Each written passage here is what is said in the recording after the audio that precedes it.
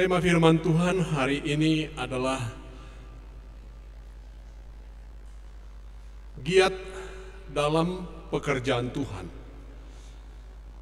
Mungkin kalau berpikir giat dalam pekerjaan Tuhan, apakah saya harus pelayanan mimbar? Apakah harus saya jadi pengurus?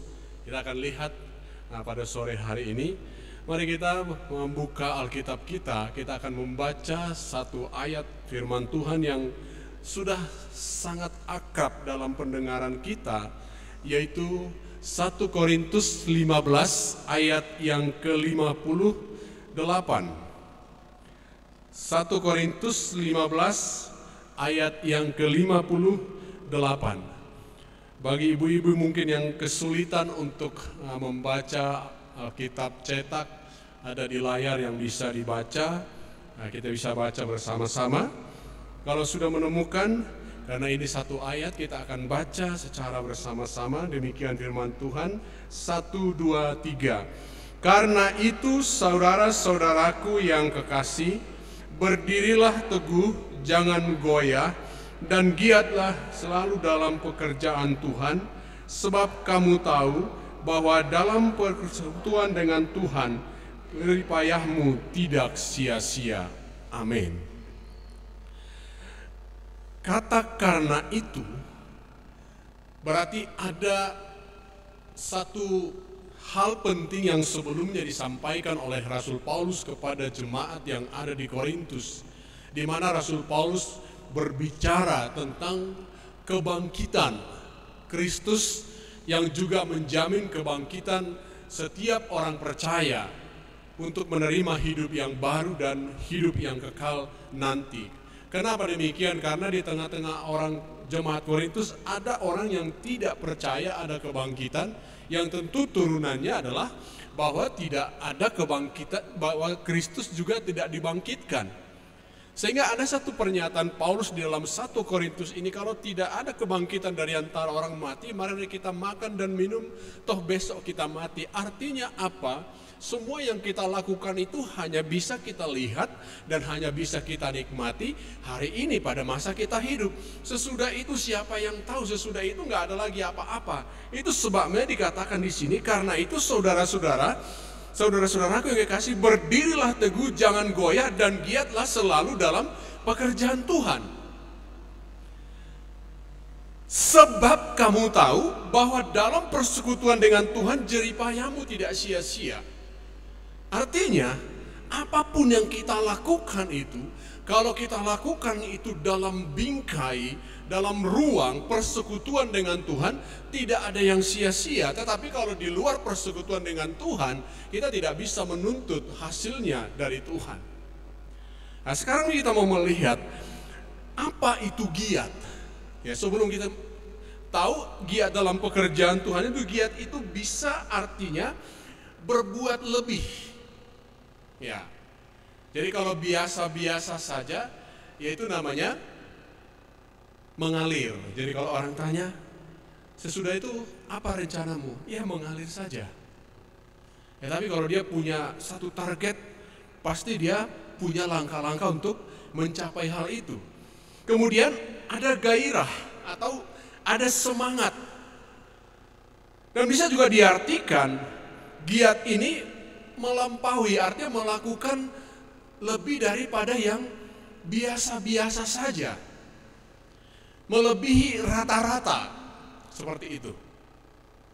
Jadi kalau Yesus mengatakan kepada para pendengarnya, kalau ada yang meminta engkau berjalan 1 mil, berjalanlah 2 mil, kira-kira seperti itu. Atau juga bisa disebut sebagai cemerlang, dan tentu saja rajin. Ya. Mungkin kalau kita melihat tema ini, apakah seperti pertanyaan saya di awal tadi, apakah saya harus melayani? Tapi kita akan melihat kebenaran firman Tuhan. Giat dalam pekerjaan Tuhan itu meliputi seluruh aspek apapun yang kita lakukan. Seperti kita lihat dalam 1 Korintus 15 ayat 58, dalam persekutuanmu dengan Tuhan. Kalau kita lakukan itu dalam persekutuan dengan Tuhan, sesungguhnya kita sedang melakukan pekerjaan Tuhan. Kenapa demikian? Di dalam Efesus 2 ayat 10, Rasul Paulus mengatakan setelah dia menjelaskan kepada mereka tentang kasih karunia, diselamatkan karena kasih karunia bukan hasil usaha. Lalu Paulus mengatakan di ayat yang ke-10, kita ini adalah buatan Allah di dalam Kristus Yesus untuk melakukan pekerjaan baik yang dipersiapkan Allah sebelumnya. Ia mau supaya kita hidup di dalamnya. Jadi artinya Allah telah mempersiapkan pekerjaan baik sebelum kita diselamatkan, sehingga kepada setiap orang yang sudah diselamatkan, yang sudah menerima anugerah itu, sudah ada pekerjaan baik yang dipersiapkan tanpa harus kita cari kerja. Ya. Awal-awal saya ke Medan tahun 85, tamat SMA, tinggal di rumah keluarga, adalah seorang famili dekat dari keluarga itu lalu bertanya kepada saya, jadi apa kerjamu sekarang? Saya nganggur, saya bilang, karena memang lagi mencoba sana sini gitu. Lalu dia bilang, wah kamu hebat ya katanya. Kenapa? Kamu nganggur tapi bisa makan katanya. Wah itu sangat menampar saya. Tapi saya bersyukur dengan itu. Lalu kemudian ada orang lain datang berkunjung, masih keluarga dekat dari amang boru saya, karena itu adalah abang-amang boru saya kandung, tapi dari keluarga istrinya. Lalu dia mengatakan, oh ya kamu baru datang dari kampung ya, jadi kamu harus pintar-pintar. Kamu kalau di rumah ini, kamu harus, gak usah disuruh-suruh, kamu kerja. Kalau kamu lihat keretanya kotor, kamu cuci, walaupun gak disuruh. Kamu lihat rumah kotor, kamu gak apa-apa, kamu sapu rumah. Saya waktu itu akhirnya dibukakan pikiran saya. Ya saya waktu itu sudah lumayan baik menurut saya, di mana kalau saya disuruh, saya tidak menolak. Kan udah lumayan baik itu ya. Tapi rupanya kalau mau lebih, walaupun tidak disuruh, kerjakan. Dan kalau kau rasa tidak ada, tanya apa yang harus kukerjakan. Jadi jangan kamu diam saja. Wah itu menjadi satu hal yang baru bagi saya. Yang namanya kita orang kampung kan biasa kalau ngangon kerbau kan harus dipecut dulu baru jalan. Ya kira-kira karakter itu kadang-kadang ada juga terbawa-bawa ya. Seperti itu. Tapi itu saya ingat sekali, akhirnya saya berubah. Saya berubah dan orang itu pun akhirnya lebih senang lagi melihat keadaan saya ketika saya pulang ke kampung. Kira-kira kamu masih mau datang lagi nggak ke sini?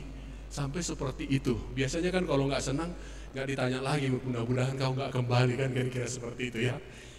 Ya itu pengalaman bagi saya. Jadi apapun itu sudah ada. Kalau di dunia ini kita masih ada orang sulit cari pekerjaan. Dia bulan-bulan awal saya masuk sekolah teologi, salah satu sesepuh daripada lembaga itu, dia mengatakan begini. Jadi kalau orang lulus dari universitas masih ada yang nganggur, dia bilang. Tapi kalau orang lulus dari sekolah teologi tidak ada yang nganggur asal mau kerja. Tapi setelah saya coba gali lagi, saya bergabung di PDP tahun 2003 di para pekerja. Ternyata yang membuat orang nganggur itu adalah karena dia tidak mau bekerja kalau pekerjaan yang tersedia itu tidak seperti yang dia sukai. Jadi artinya mau lulusan sekolah teologi, mau lulusan universitas yang negeri atau apa, tidak seharusnya ada yang nganggur kalau dia mau bekerja. Ya kalau belum dapat pekerjaan yang dia dambakan, yang dia idolakan, ya kerjakan dulu apa yang bisa dikerjakan. Artinya kepada semua orang sudah dipersiapkan pekerjaan. Tapi bagi kita orang percaya ada di sini penekanannya pekerjaan baik. Jadi bukan asal pekerjaan baik. Karena itu adalah untuk Tuhan. Dan Paulus mengingatkan kepada jemaat di Kolose, khususnya mereka yang berstatus sebagai hamba atau disebut sebagai budak, lakukanlah pekerjaanmu bukan karena dilihat orang untuk mendapatkan pujian. Di situ dikatakan, lakukanlah seperti untuk Tuhan, bukan manusia, karena Kristuslah Tuhan dan kamu adalah hambanya. Kalau dipikir-pikir pekerjaan seorang budak pada waktu itu tidak ada pekerjaan yang berarti, tapi bagi budak, sekalipun dia budak, kalau dia sudah percaya kepada Kristus, maka apa yang dikerjakannya itu sama dengan statusnya sebagai budak di hadapan manusia, di pemandangan manusia, itu menjadi pekerjaan baik bagi dia. Jadi ibu-ibu yang mungkin tidak lagi pada usia produktif untuk bekerja secara formal di instansi, di perusahaan atau apapun, ya apa yang menjadi tanggung jawab itu adalah pekerjaan baik yang harus dilakukan. Tapi kalau kita mau menekankan lebih khusus lagi, giat dalam pekerjaan Tuhan, kalau ada diberikan kesempatan, kalau ada diberikan kepercayaan ambil bagian di dalam pekerjaan Tuhan, pelayanan ibadah, janganlah menolak. Ya, janganlah menolak. Tapi bila mana hal itu belum ada atau tidak ada, jangan merasa saya tidak mengerjakan pekerjaan Tuhan. Karena ternyata setelah kita menjadi milik Tuhan, semua yang ada pada kita adalah milik Tuhan. Maka semua yang harus kita kerjakan adalah seharusnya untuk Tuhan, meskipun kelihatannya itu adalah hal-hal yang bersifat biasa atau bersifat sekuler. Ini dasarnya. Jadi ibu-ibu yang saya kasih dalam Tuhan, melakukan pekerjaan Tuhan adalah, jadi yang disebut melakukan pekerjaan, giatlah dalam pekerjaan Tuhan adalah jika segala sesuatu yang kita kerjakan itu adalah karena Tuhan dan untuk Tuhan. Meskipun di sisi lain itu bisa karena tanggung jawab kita kepada perusahaan, bagi orang yang kerja di perusahaan.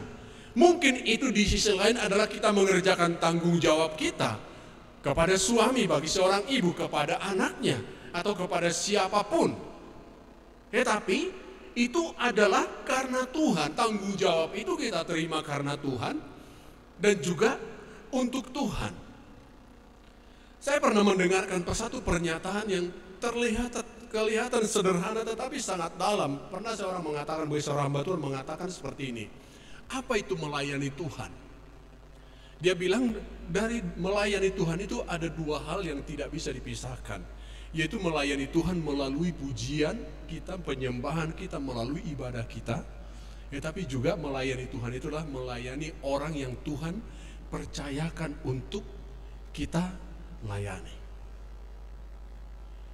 Ketika Yesus menyampaikan satu perumpamaan tentang domba dan kambing, kepada domba-domba itu mengatakan, waktu aku lapar engkau memberi aku makan, waktu aku haus engkau memberi aku minum, waktu aku telanjang engkau memberi aku pakaian, waktu aku di luar engkau memberi aku tumpangan. Lalu mereka bertanya, pada saat kami melihat engkau lapar, kapan kami melihat engkau lapar, kami memberi engkau makan, dan seterusnya. Tapi apa kata Yesus? Tuhan itu akan berkata, apa yang kau lakukan kepada hambaku yang paling hina ini, kamu sudah melakukannya untuk aku. Artinya, kita melayani orang pun, hal kecil pun, orang yang tidak terpandang pun, kita melakukannya untuk Tuhan. Sebaliknya kepada kambing, golongan kambing yang mengatakan, waktu aku lapar engkau tidak memberi aku makan, waktu aku haus engkau tidak memberi aku minum, dan seterusnya. Lalu mereka berkata, kapan kami melihat engkau lapar tidak memberi engkau makan, minum tidak memberi, haus tidak memberi engkau minum? Apa yang tidak kau lakukan kepada salah satu hambaku yang paling hina ini, kamu tidak melakukannya untuk aku. Tapi ternyata bukan melayani itu bukanlah harus pelayanan mimbar, harus pelayanan gerejawi. Apapun yang kita lakukan, kalau itu untuk Tuhan dan karena Tuhan, berarti kita sedang melakukan pekerjaan Tuhan.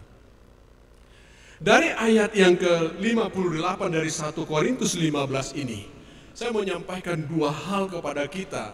Bagaimana kita giat dalam pekerjaan Tuhan.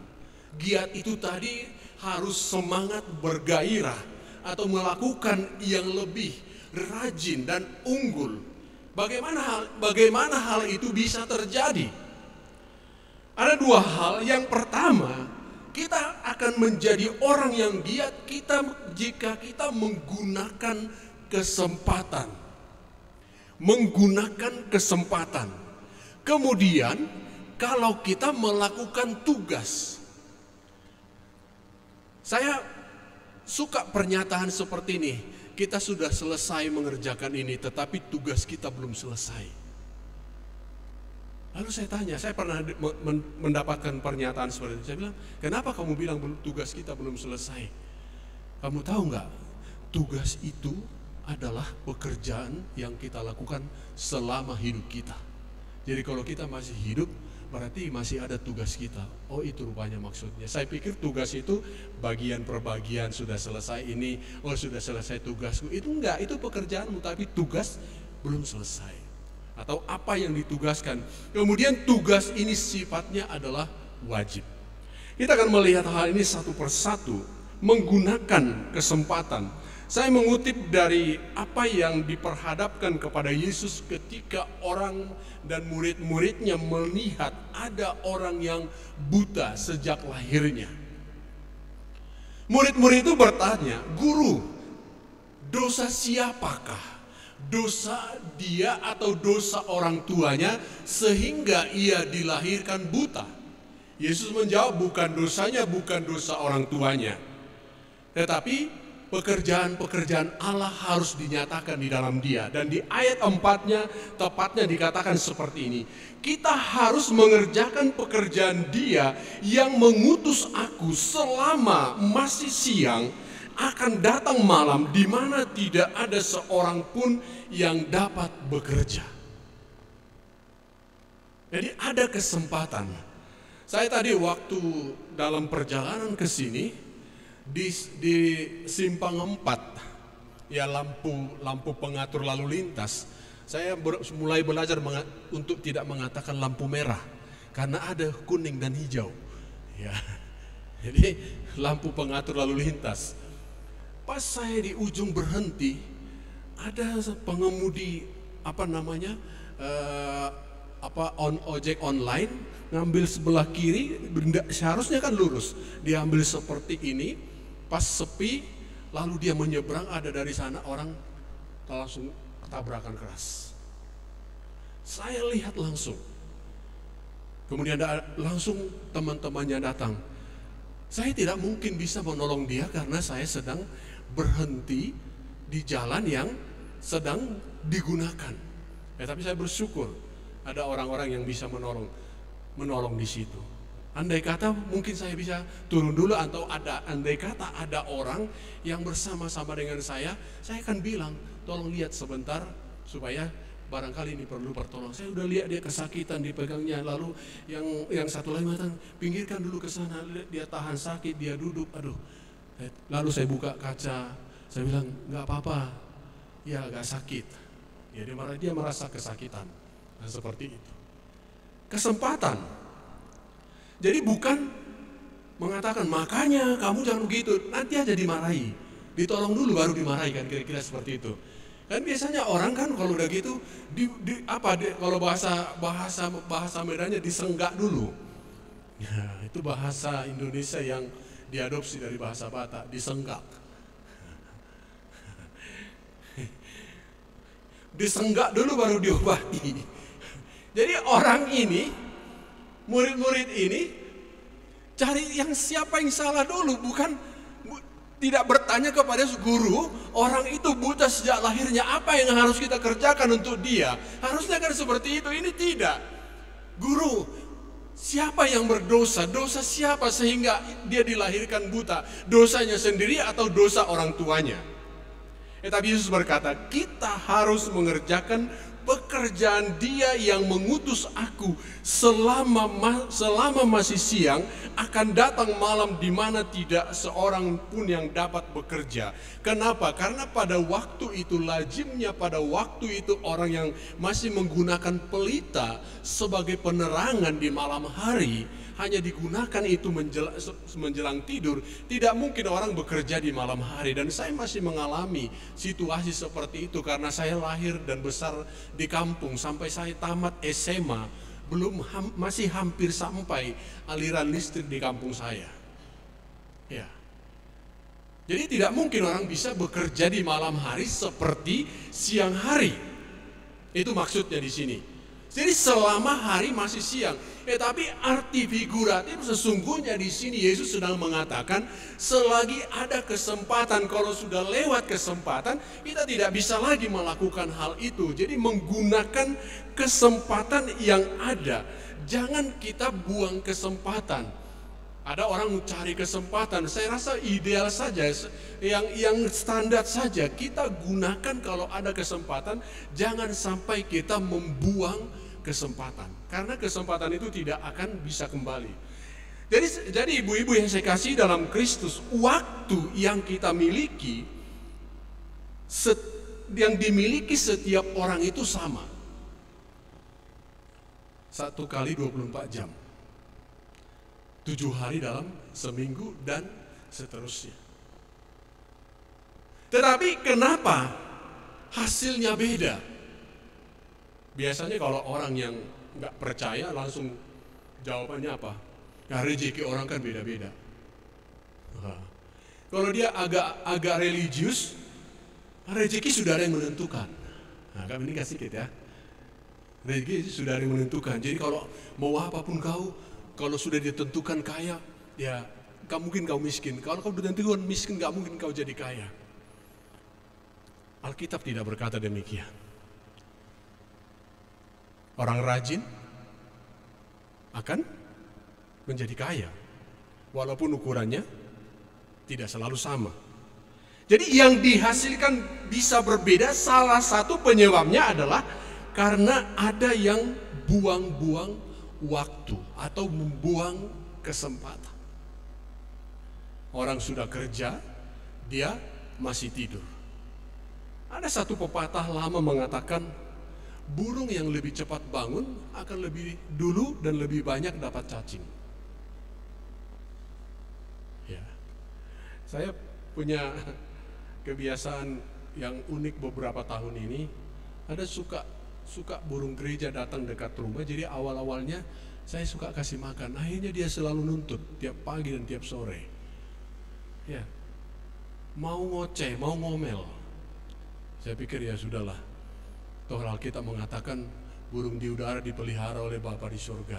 Ini kan peliharaan Bapa di surganya ini. Dalam hati saya. Tapi yang saya lihat dari karakter burung itu, dia tidak pernah terlambat bangun.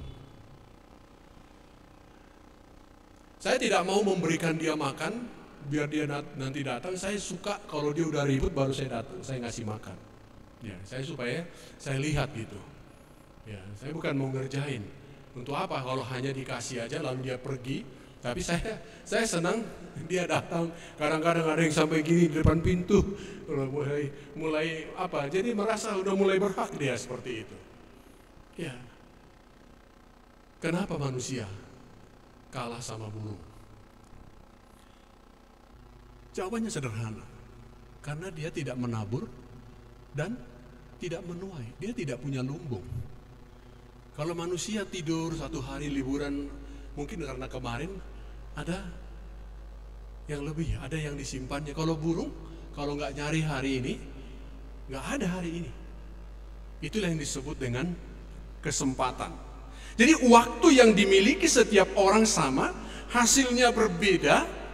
Salah satu penyebabnya karena orang tidak menggunakan kesempatan yang ada. Tidak menggunakan kesempatan yang ada. Salomo mengatakan dalam Amsal 20 ayat yang keempat, pada musim dingin si pemalas tidak membajak.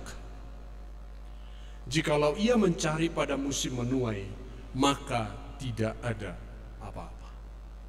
Ya. Tidak ada apa-apa. Kami dulu tinggal di kampung, selalu motivasi dari orang tua, kalau kamu nggak sekolah, kamu nggak jadi orang. Ya, walaupun sesederhana apapun kita tidak sempat yang namanya seperti sekarang kursus atau apa, yang penting sekolah supaya kamu tidak ditipu orang, tidak dibodoh-bodohi orang. Karena mereka sudah melihat ada dulu orang-orang yang menganggap sekolah itu hanya buang-buang waktu, udah lebih bagus ke ladang langsung menghasilkan, lalu menyesal. Kira-kira seperti itulah gambarannya. Pada musim dingin si pemalas tidak membajak. Karena tidak mungkin orang menuai di musim dingin. Di musim dingin itulah orang mengolah tanah atau sawah mereka atau ladang mereka. Tapi dia pikir ya masih dingin, masih segala macam. Dan di sini menjadi akibatnya, jikalau ia mencari pada waktu menuai, pada musim menuai, maka tidak ada apa-apa. Kenapa? Kesempatan itu tidak bisa datang kembali. Waktu yang sudah kita lewatkan, yang tidak kita gunakan, itu tidak akan kembali. Yang ada hanya apa? Hanya penyesalan. Sehingga Paulus pernah mengingatkan satu jemaat di Efesus, pergunakanlah waktu yang ada. Yang oleh beberapa ahli itu diterjemahkan dari bahasa aslinya yang artinya bukan saja pergunakan, tapi tebuslah waktumu. Artinya kalau sudah banyak waktu yang kita biarkan percuma, waktu yang ada ini mari kita gunakan lebih optimal lagi, lebih optimal lagi. Jadi kalau selama ini mungkin kita kurang berdoa, mari kita lebih banyak berdoa, baca Alkitab atau beribadah. Jangan mengatakan ya nanti kalau ibadah itu nanti aja, kita kan masih muda. Apalagi saya ada satu jargon atau apa tulisan-tulisan di kaos pernah saya baca dipakai orang. Waktu kecil dimanja, waktu muda foya-foya, waktu tua kaya raya, mati masuk surga katanya.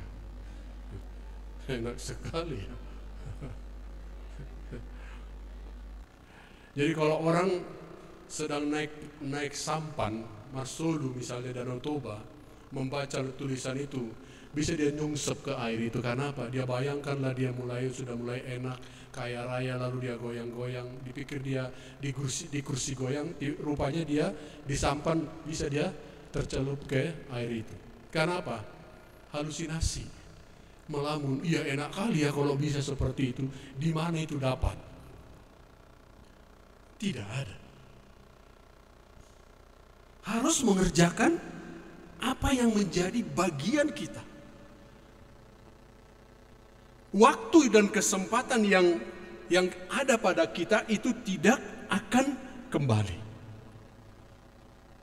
Jadi ibu-ibu saya kasih dalam Kristus, giat dalam pekerjaan Tuhan secara prinsip yang pertama adalah menggunakan kesempatan. Ada orang mengatakan, aku belum bisa melayani, anakku masih kecil. Lalu nanti udah besar anaknya, ya anak saya nakal, gak bisa ditinggal. Nanti udah makin besar, gak mau melayani karena anak saya harus didampingi belajar. Lalu sudah mulai remaja, sudah mulai nakal, harus saya awasi. Sampai kapanpun dia tidak bisa dan tidak akan jadi untuk melayani. Tapi lakukan dulu apa yang baik. Tapi setelah semuanya nanti sudah nggak ada, dia tidak mengawasi anak lagi, tidak ini lagi semua, tapi tidak ada lagi tenaganya. Dia mau melayani nggak bisa lagi. Karena apa? Tidak menggunakan kesempatan yang ada. Gunakan kesempatan yang ada. Barangkali dari gereja, barangkali dari persekutuan, dari pertangyangan, dari punguan, apa yang diberikan kepercayaan untuk ibu-ibu untuk dikerjakan sebagai pelayanan, dia supaya giat dalam pekerjaan Tuhan. Apa yang diberikan, jangan tunda-tunda. Ya, jangan tunda-tunda. Itu yang pertama. Lalu yang kedua, melakukan tugas. Seperti yang saya katakan tadi, yang namanya tugas berarti itu sesuatu yang harus dikerjakan. Tetapi bagaimanakah orang yang melakukan tugas itu menjadi orang yang memiliki kelebihan? Nah, sebelum kita melihat hal itu, 1 Korintus 4 ayat 1 dan 2 berkata seperti ini.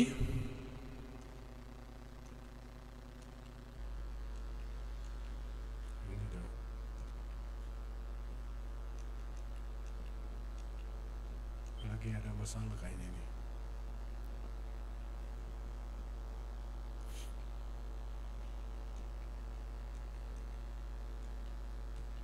Saya dibantu dulu. Ini nomor 2 ini.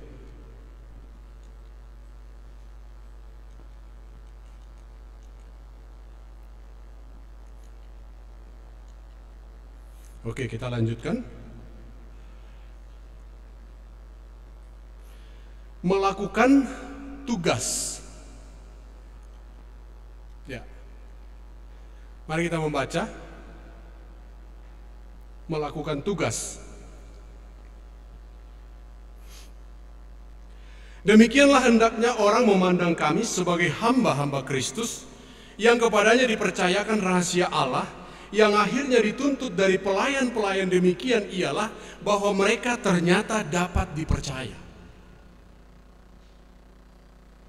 Jadi Paulus di sini mengatakan kami, demikianlah hendaknya orang memandang kami sebagai hamba-hamba Kristus yang diberikan kepercayaan apa? Rahasia Allah. Tapi perhatikan ayat yang kedua.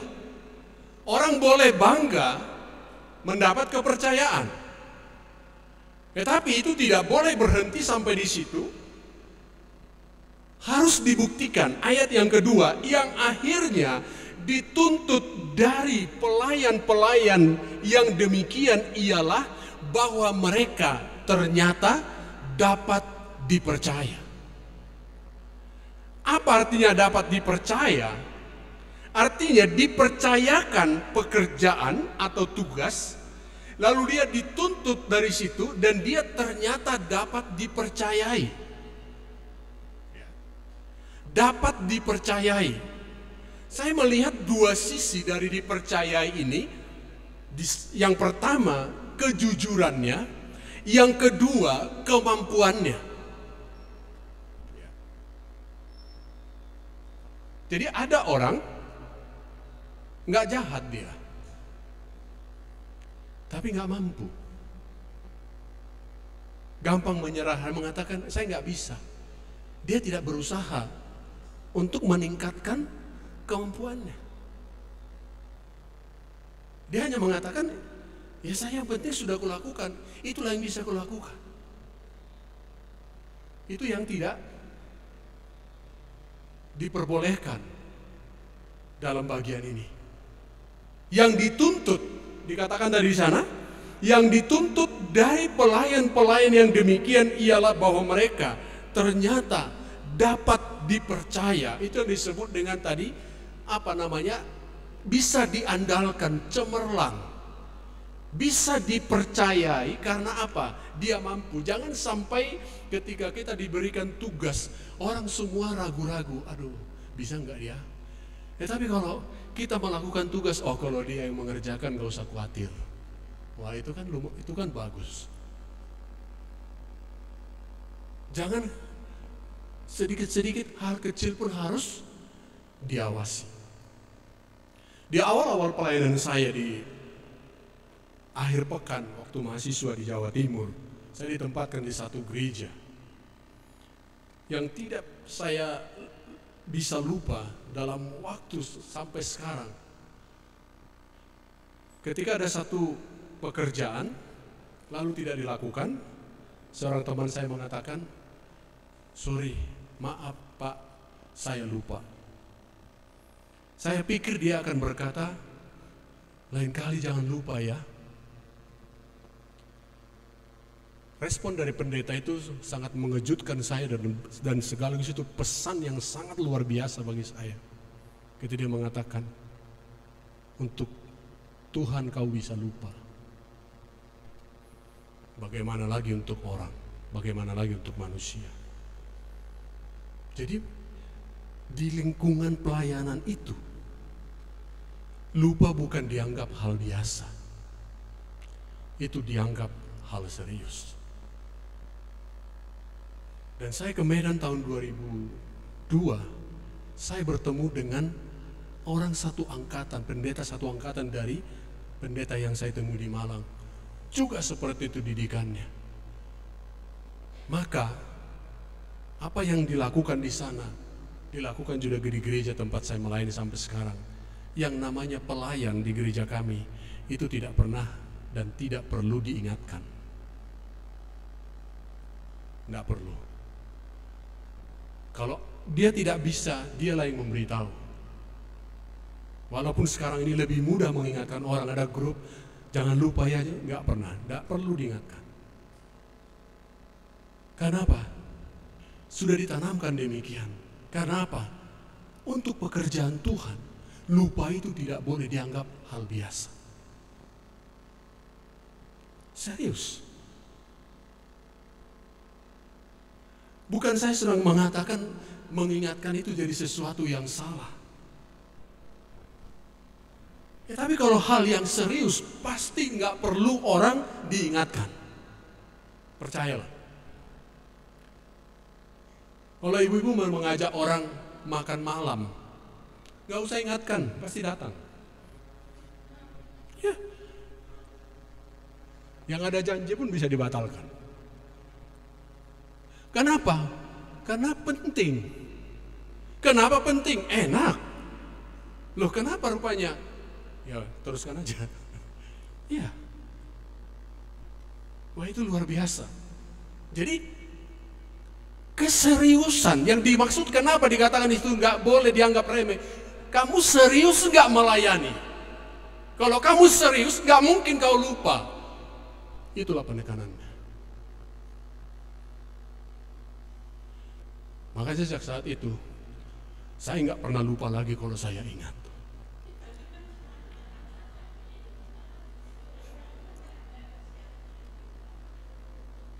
Dan semua juga seperti itu.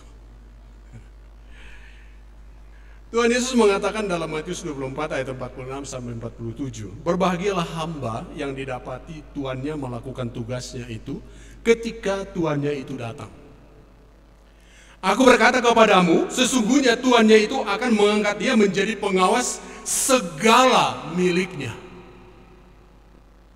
Kalau sampai hamba menjadi pengawas segala milik seorang tuan, berarti dia adalah orang luar biasa. Ibu-ibu tahu siapa dicatat dalam Alkitab, dicatat orang seperti itu? Yusuf, anak Yakub. Dimulai dari rumah Potifar, di penjara, sampai akhirnya menjadi penguasa di Mesir. Dia seorang muda, digoda istri tuannya, dirancang supaya rumah itu kosong, supaya tidak ada yang tahu. Dia tidak mau. Apa dia katakan? Seisi rumah ini dipercayakan Tuanku kepadaku, dan tidak ada diawasinya. Semua sudah diserahkan dalam pengawasanku, kecuali engkau, karena engkau istrinya, katanya. Dipaksa, akhirnya dia lari. Biasanya kalau orang digoda lari mendekat. Tapi kalau orang jujur, digoda lari menjauh. Sama-sama lari.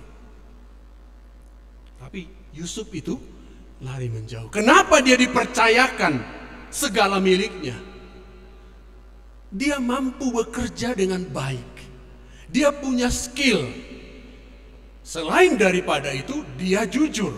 Selain daripada itu, dia rendah hati. Karena dia melihat, dia mempercayai semua yang diberikan untuk dia kerjakan itu adalah tugas yang diberikan oleh Allah kepada dia. Sehingga dia tidak pernah menyombongkan diri tentang kemampuannya itu. Sehingga dia tidak pernah menyelewengkan hal itu. Kenapa? Dia mengerjakan itu semua dengan takut akan Tuhan. Memang orang jujur itu tidak selalu mulus. Tapi akhirnya bagaimana? Yusuf difitnah, dia dilupakan, tapi dia sampai kepada puncaknya menjadi penguasa. Setelah dia jadi penguasa, apakah dia dendam kepada orang yang memenjarakan dia? Tidak, karena dia tahu itu semua dari Tuhan.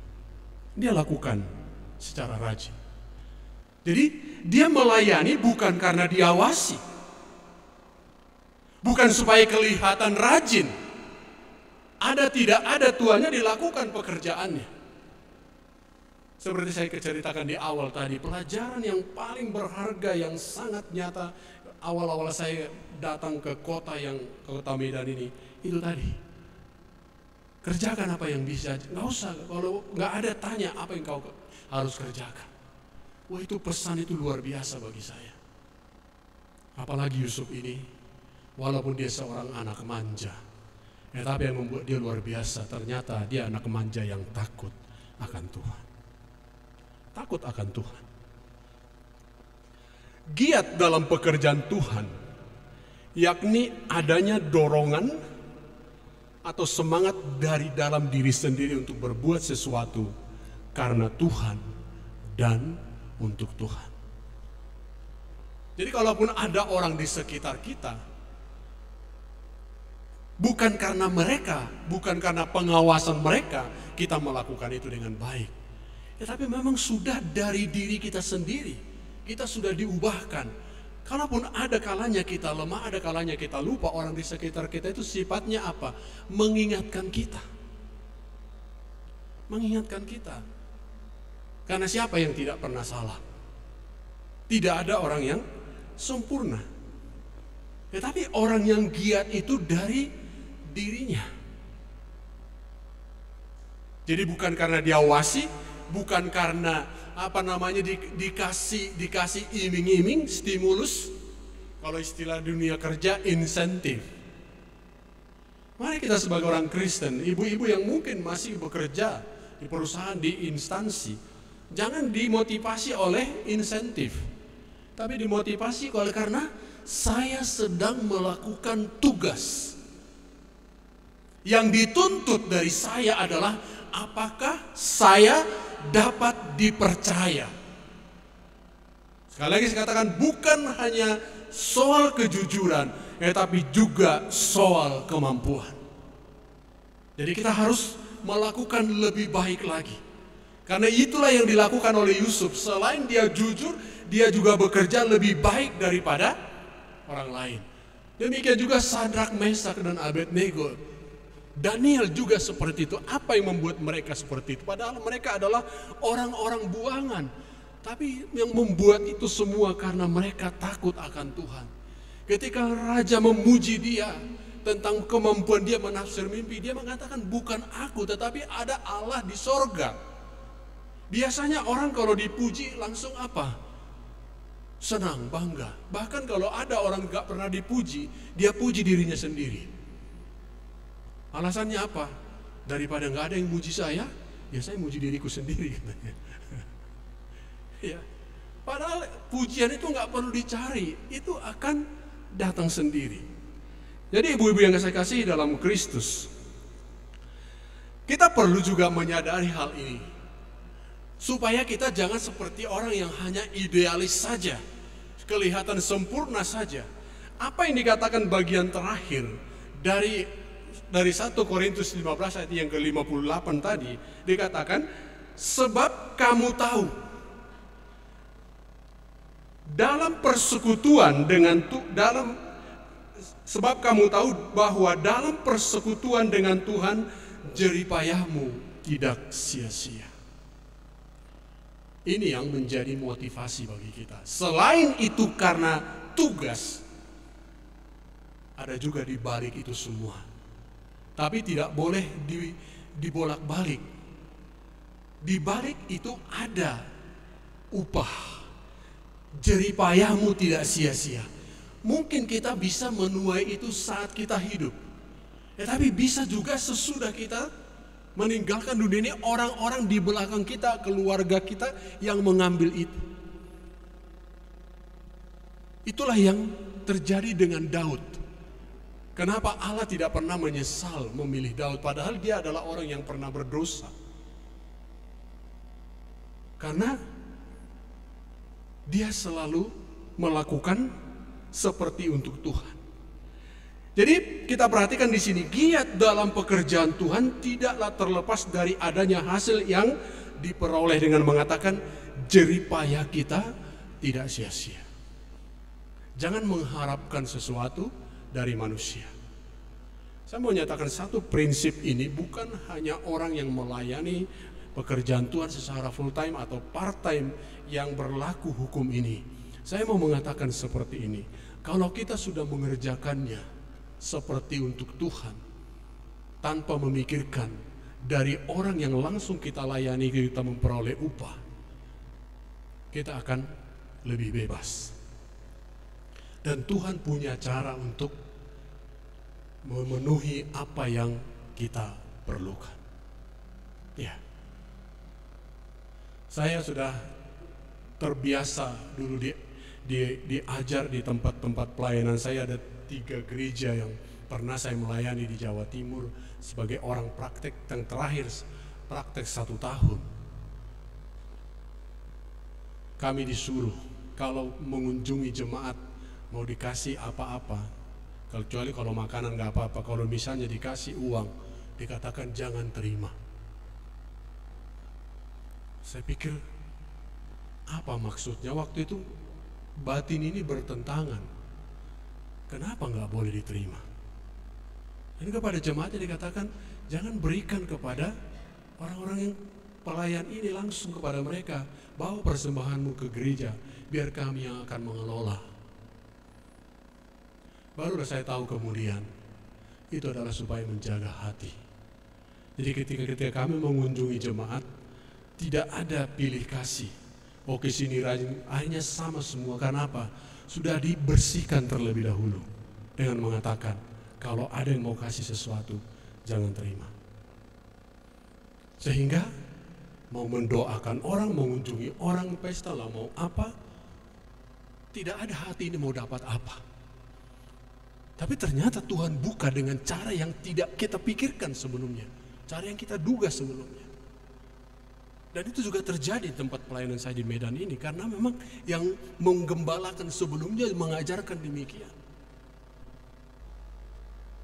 Berapa kali kami mendoakan rumah lah, tempat usaha, nggak ada, pulang kasih snack, kasih makan, selesai. Kalau saya dulu tidak diajar seperti itu, mungkin saya berkata, masa nggak ada ucapan syukurnya. Tapi karena sudah dibentuk sedemikian rupa, wah itu bagi saya pelajaran luar biasa. Dulu rasanya sakit menjalankan itu, tapi baru saya mengerti setelah saya ada di pelayanan yang nyata. Sehingga tidak ada terpaut apapun. Ya, tidak ada terpaut apapun. Karena ada jaminan. Dalam persekutuanmu dengan Tuhan, jeripayahmu tidak sia-sia. Tidak sia-sia itu bukan berarti kau layani orang sekarang, Tuhan akan memakai orang itu menjadi saluran berkat bagi kamu mendapat upah dari situ. Bukan. Tuhan yang mengatur semua, dari mana, bagaimana caranya, yang jelas semua diperhitungkan oleh Tuhan. Tapi sekali lagi jangan kita balik, jangan menjadi upahnya itu duluan, baru pekerjaannya. Tapi yang penting kita kerjakan saja, sudah pasti ada hasilnya, sudah pasti ada upahnya. Nggak perlu kita pikirkan, Tuhan nggak perlu kita ingatkan soal janjinya. Tuhan yang perlu mengingatkan kita soal janji kita, karena kita bisa lupa. Jadi kita harus selalu giat. Jangan apalagi sampai hitung-hitungan. Untuk Tuhan jangan sampai hitung-hitungan, nanti malu. Ya. Karena apa? Tuhan sudah berikan segalanya bagi kita. Jadi Ibu yang saya kasih dalam Kristus, di sini kita melihat giat dalam pekerjaan Tuhan 2 hal. Kita menggunakan kesempatan. Ya. Tadi ada yang terlewatkan. Kerjakan yang penting. Yang penting kerjakan. Jadi kalau nggak penting nggak usah kerjakan. Ya. Kerjakan yang penting. Yang penting kerjakan. Yang penting kerjakan di sini bukan yang penting sudah aku kerjakan, bukan. Tapi yang penting itulah aku kerjakan. Yang penting itu nggak usah aku kerjakan, kira-kira seperti itu. Dalam 1 Timotius 5 ayat 18 dikatakan demikian.